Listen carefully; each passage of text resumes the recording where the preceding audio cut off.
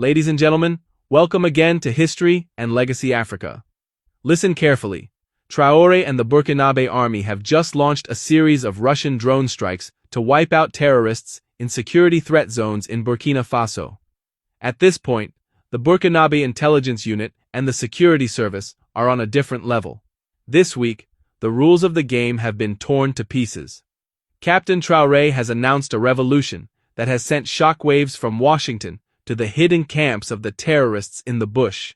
The Burkinabe government has officially reduced the physical army on the front lines by 80%.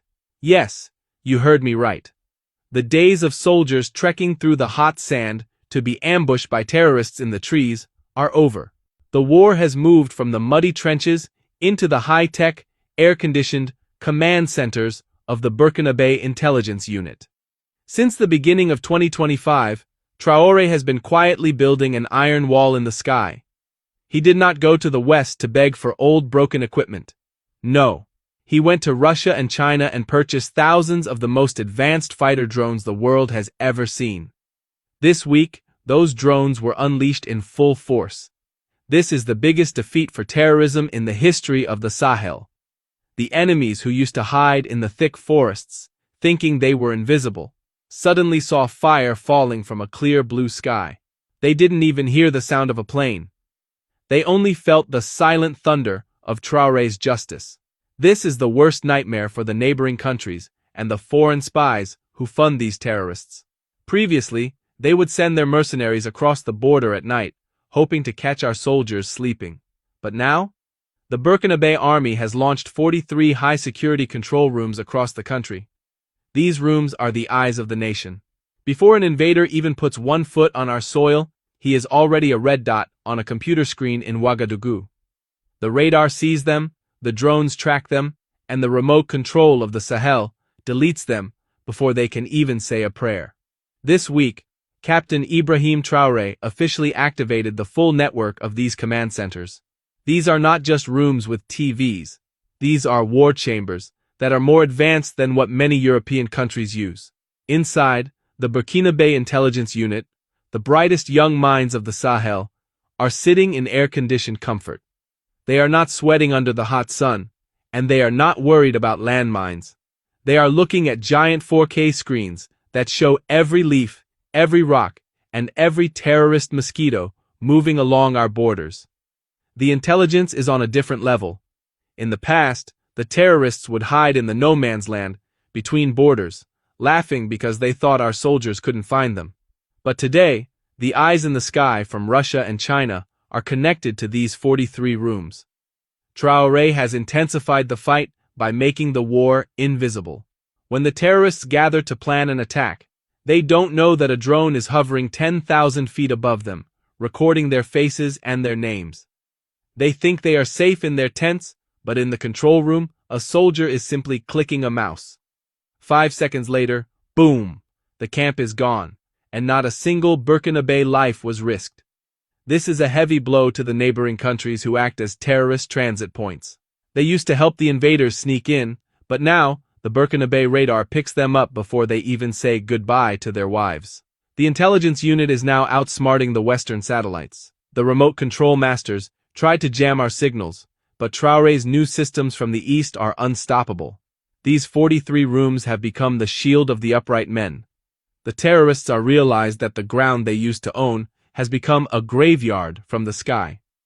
The control room revolution has made the Burkinabe army invincible. Traoré has proven that modern war is not about who has the most muscles, but who has the best signal. The enemies who plan to eliminate the Burkinabe soldiers to spread fear are now the ones living in total terror. They are running away to save their lives because they know they are fighting a ghost army that strikes from the clouds and never misses. The 43 fortresses are standing guard, and the Sahel has officially moved from the age of the spear to the age of the laser. The intelligence unit in the 43 control rooms has been busy collecting the evidence of victory. Just hours ago, several strikes were launched in the deepest terrorist zones. This time, there was no ground battle. There was no exchange of bullets. There was only the steel bird from Russia and China looking down from the clouds. The footage is shocking. You see hundreds of armed men, Men who were supposedly brave, dropping their weapons and running into the thorn bushes to save their lives. They are running from an enemy they cannot see.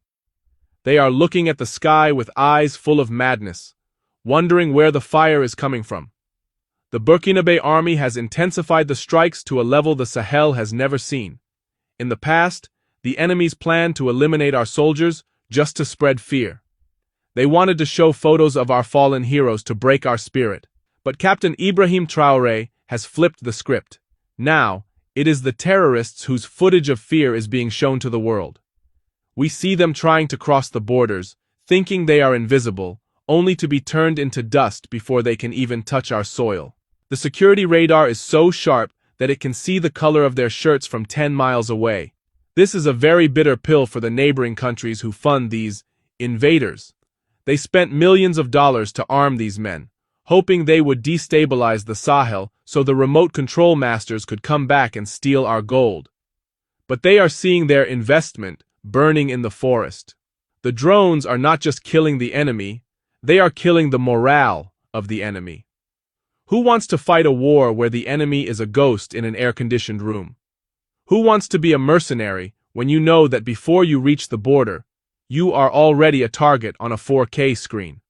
The final verdict of this chapter is that the image of power has shifted. The terrorists are no longer the ones spreading fear. They are the ones living in it. Traoré has shown that the Sahel is no longer a soft target. By using the thousands of fighter drones from our eastern partners, he has made the bush a graveyard for anyone who comes with a gun. The footage of these armed men running like children is proof that the second independence is being won not with blood, but with technology. The sky belongs to the lion, and the ground is no longer safe for the thief. Listen carefully. The neighbors who used to play double games are now sweating under their expensive suits.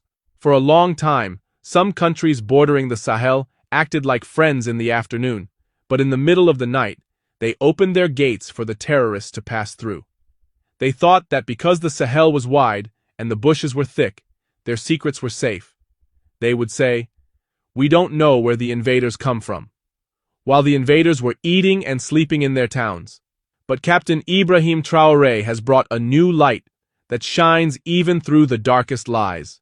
The Burkinabe army has officially activated the Border Shield radar system. This is not just one machine. It is a network of sensors connected to those 43 high-security control rooms we talked about. Since the beginning of 2025, Traoré has made it a priority to seal the leak. Today, the intelligence is so high that the army can see the terrorists before they even finish their breakfast in the neighboring countries. The radar tracks the heat of their engines, the signal of their satellite phones, and even the vibration of their boots on the ground. This week, the army caught several groups of invaders trying to cross the border under the cover of a sandstorm. In the old days, they would have succeeded. They would have entered our villages, killed our people, and disappeared back into the neighbors' territory. But not this time.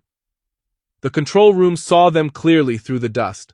The drones were already in position before the first terrorist put his foot on Burkinabe soil. The army didn't even need to send a single soldier to the border.